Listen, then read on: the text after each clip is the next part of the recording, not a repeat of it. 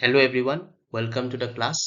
মই ADRE 3.0 ৰ কাৰণে এটা MCQ series start কৰিছো আৰু বহুতে ভাবিব যে ADRE 3.0 টো দেৰি আছে। দেৰি নাই, আজিকালি সময়বিলাক পটাপট যায়, হয়নে? বছৰটো সেইদিনা start হৈছিলে, আজি জানুৱাৰী লাষ্ট 31st জানুৱাৰী, হয়নে? তো বছৰটো পটাপট যায়, সেইকাৰণে সময় বহুত আছে বুলি মানে ভাবি থাকিব নালাগে, বুজি পাইছেনে? সেইকাৰণে ষ্টাৰ্ট কৰি দিব লাগে। এতিয়া ADRE 2.0 ৰিজাল্ট কি হয় কি নহয় এইবিলাক ভাবি থাকিব নালাগে। ভাল হলে ভাল হ'ব, বেয়া হলেও বেছি ভাবি থাকিব নালাগে। 3.0 ৰ কাৰণে প্ৰস্তুতি চলাই দিব লাগে, হয়নে? চ' আজি ক্লাছটোত আমি 10টা কুৱেশ্যন চাম আৰু ডিছকাছ কৰিম, ঠিক আছে? চ' আজি ক্লাছটো ষ্টাৰ্ট কৰোঁ বলক।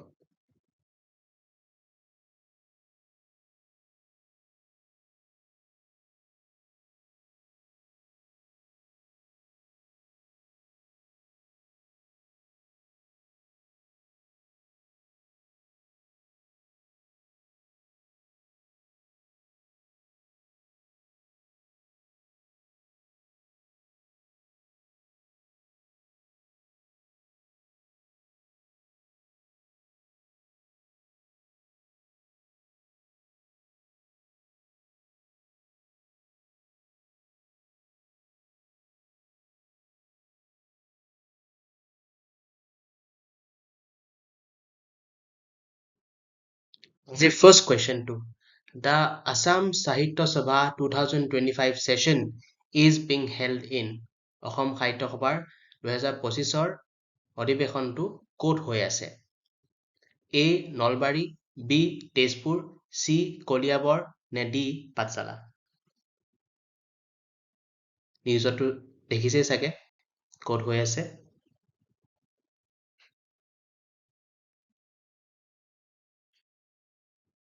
So correct answer to হ'ব D.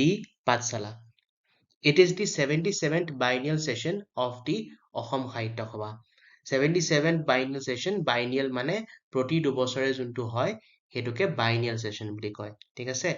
কিন্তু এবাৰ I think 2015, 16, 17 একেবাৰতে হৈছিলে, কলিয়াবৰত হৈছিলে, য'ত ধ্ৰুৱজ্যোতি বৰা সভাপতি আছিলে, ঠিক আছে? সেইটো মনত থাকিব। নেক্সট কুৱেশ্যনলৈ যাওঁ বোলো। Next question লৈ আহিছো. The first Assamese daily newspaper was options আছে নগৰৰ কথা, দৈনিক বাতৰি, দৈনিক অসম নে অসমবাণী? আমাৰ আগৰ নিউজপেপাৰ বিলাক mostly weekly আছিলে, weekly মানে 7 দিনৰ মূৰে মূৰে পাব্লিছ হয়, ঠিক আছে? weekly আছিলে, কিছুমান fortnightly বুলি কয়, fortnightly মানে 15 দিনৰ মূৰে মূৰে পাব্লিছ হয়, ঠিক আছে? কিন্তু কুৱেশ্যনটোত সুধিছে first Assamese daily newspaper, daily publish হোৱা নিউজপেপাৰখন কোনখন আছিলে?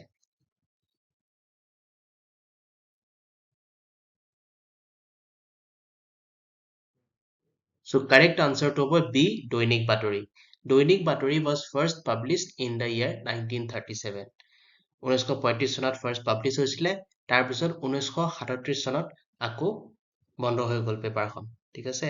মানে আগতে খৰচ বহুত হয় নহয়, পেপাৰ এখন উলিয়াবলৈ বহুত খৰচ হয়।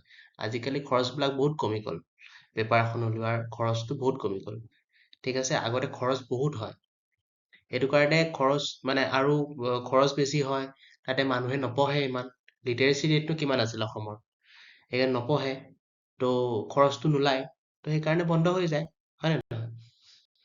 ঠিক আছে, নেক্সট কুৱেশ্যনলৈ যাওঁ। Next question, how many national parks are there in Assam? এইটোতো চবেই জানিব লাগে। অপশ্যনছ আছে 6, 5, 7 নে 8। কেইখন আছে নেশ্যনেল পাৰ্ক অসমত? 6খন আছে, 5খন আছে, 7খন আছে নে 8খন আছে?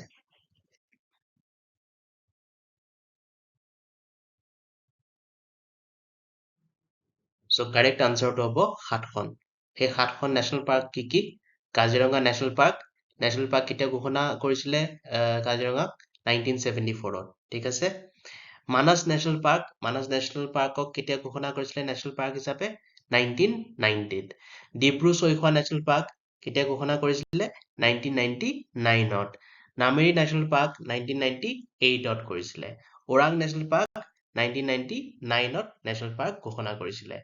দিহিং পাটকাই নেশ্যনেল পাৰ্ক 2021ত কৰিলে আৰু ৰায়মনা নেশ্যনেল পাৰ্ক 2021তে কৰিলে। ঠিক আছে।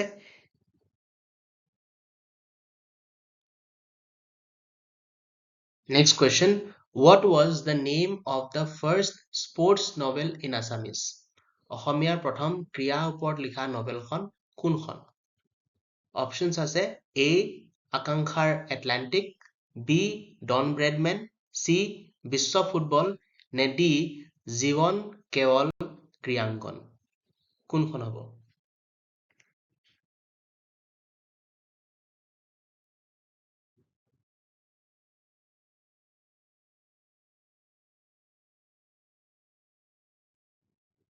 কাৰেক্ট আনসাৰটো হ'ব A. আকাংক্ষাৰ এটলান্টিক। ঠিক আছে, মনত থাকিবনে? নেক্সট কুৱেশ্যনলৈ যাওঁ। Next question. Bihali Wildlife Sanctuary, recently in news, is famous for which of the following? Bihali Wildlife Sanctuary কিহৰ কাৰণে জনা যায়? Options আছে A. Snakes, B. Pygmy hawk, C. Butterflies, নে D. Tiger? এতিয়া বিহালী ৱাইল্ড লাইফ চেংচুৰী আছে বৰগাঙত, হয়নে? আৰু আসাম অৰুণাচল বৰ্ডাৰতে পৰে। ঠিক আছে, বিহালী ৱাইল্ড লাইফ চেংচুৰী। এতিয়া মই এটা ট্ৰিক কৈ আছো দেই এই প্ৰশ্নটো কৰিবলৈ।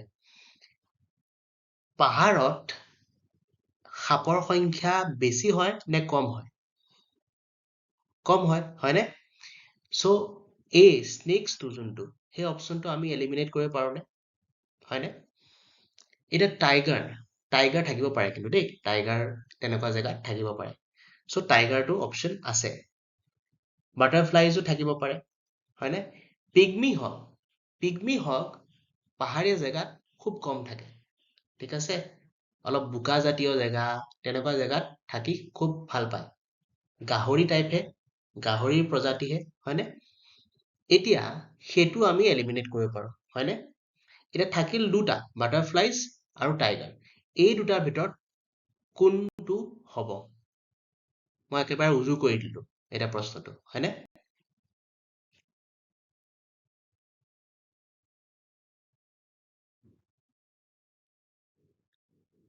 কাৰেক্ট আনসাৰটো হ'ব C. বাটাৰফ্লাইজ। ঠিক আছে, মনত থাকিবনে? ইম্পৰ্টেণ্ট কুৱেশ্যন কিন্তু দেই। Next question লৈ আহিছো। The development of Ma Kamakhya Access Corridor at Guwahati is under কোনটো স্কিমৰ আণ্ডাৰত আছে? Centrally sponsored scheme, state sector scheme, UNESCO heritage scheme, নে PM Divine scheme?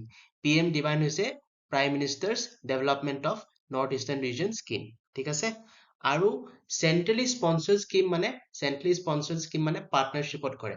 চেণ্টাৰ আৰু ষ্টেটৰ পাৰ্টনাৰশ্বিপ থাকে। চেণ্টাৰে 60% দিয়ে আৰু ষ্টেটে 40% দিয়ে। যিমান খৰচ হয় তাৰ 60% চেণ্টাৰে দিব আৰু 40% ষ্টেটে দিব। আৰু ক'ৰবাত চেন্ট্ৰেল চেক্টৰ স্কিমো দেখিছা চাগে। চেন্ট্ৰেল চেক্টৰ স্কিমটো হৈছে গোটেইটো চেন্ট্ৰেল গভৰ্ণমেণ্টে দিব।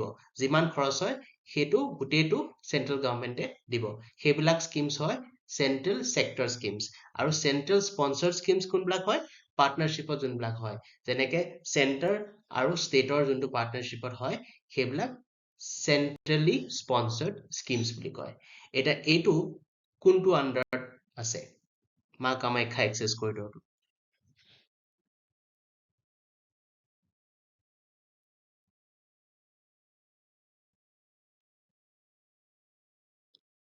ৰাইট আনসাৰটো হ'ব D. PM divine scheme. মনত ৰাখিবলৈ খুব উজু। এটা ৱৰ্ডছ থাকে তোমালোকে দেখিছা, DIVINE, ডিভাইন মানে কি হয়? Related to god. So' PM divine স্কিমটো অবভিয়াছলি ৰিলেটেড টু মা কামাখ্যা কৰিডৰ। হ'লনে? চ' সেইটো মনত ৰাখিবলৈ উজু হয়। নেক্সট কুৱেশ্যনলৈ আহিছো। Assamese became the official language of Assam in which year? অসমীয়াক অফিচিয়েল লেংগুৱেজ কেতিয়া ঘোষণা কৰা হৈছিলে? এতিয়া আমাৰ অসমীয়াই ধ্ৰুপদী ভাষাৰ স্বীকৃতি পালে, হয়নে?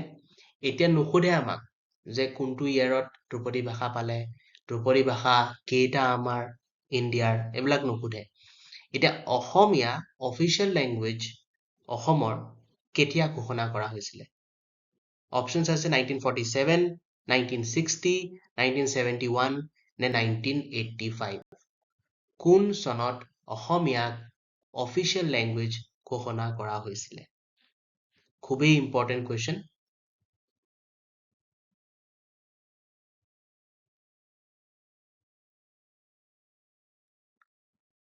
কাৰেক্ট আনচাৰটো হ'ব বি 1960। 1960 চনত অসমীয়াক as official language of Assam ঘোষণা কৰা হৈছিলে।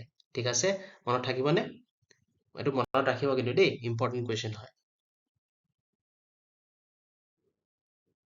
নেক্সট কুৱেশ্যনলৈ আহিছো। Which of the following personalities from Assam has not received the Padma Bhushan? এইকেইজনৰ ভিতৰত কোনজনে বা কোন গৰাকীয়ে পদ্মভূষণ পোৱা নাই? ঠিক আছে, অলপতে আমাৰ নৃত্যাচাৰ্য যতীন গোস্বামীয়ে পদ্মভূষণ পাবলৈ সক্ষম হৈছে, হয়নে? সেইটো চাগে তোমালোকে জানা। এতিয়া এইকেইজনৰ ভিতৰত কোনজনে বা কোন গৰাকীয়ে পদ্মভূষণ পোৱা নাই? ইম্পৰ্টেণ্ট কুৱেশ্যন দেই।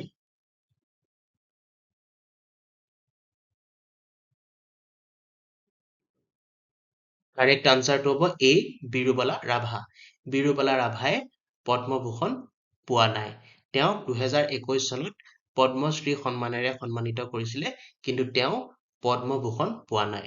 পদ্মভূষণ এতিয়া যতীন গোস্বামীকে ধৰি 11জন মানুহে পাইছে আমাৰ অসমৰ পৰা।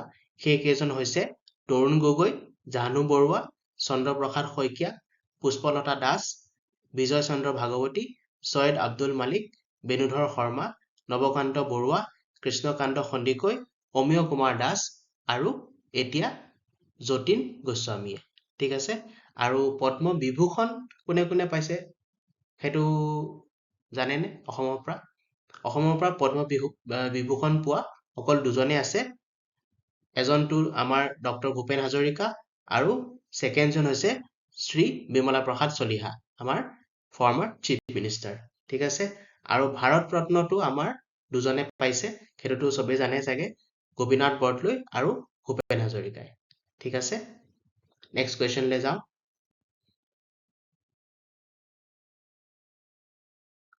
Next question. Which city has been announced as the second capital of Assam? কোনখন চহৰক অসমৰ দ্বিতীয়খন ৰাজধানী হিচাপে স্বীকৃতি দিছে? অপশ্যনছ আছে এ যোৰহাট, বি তেজপুৰ, চি ডিব্ৰুগড় নে ডি শিলচৰ। নিউজত খুব আহি আছে, জানিব লাগে।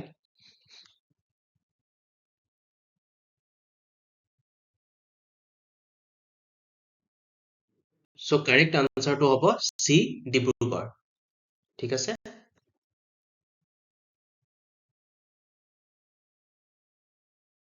আজি লাষ্ট কুৱেশ্যনটোলৈ আহিছো। Bordoibam Bilmukh sanctuary is located in which district of Assam? Bordoibam Bilmukh কোনখন ডিষ্ট্ৰিক্টত আছে? লখিমপুৰ, শিৱসাগৰ, মৰিগাঁও নে ধেমাজি? দুখন ডিষ্ট্ৰিক্টৰ মাজত কনফিউজন হ'ব পাৰে, কোনখন হ'ব পাৰে?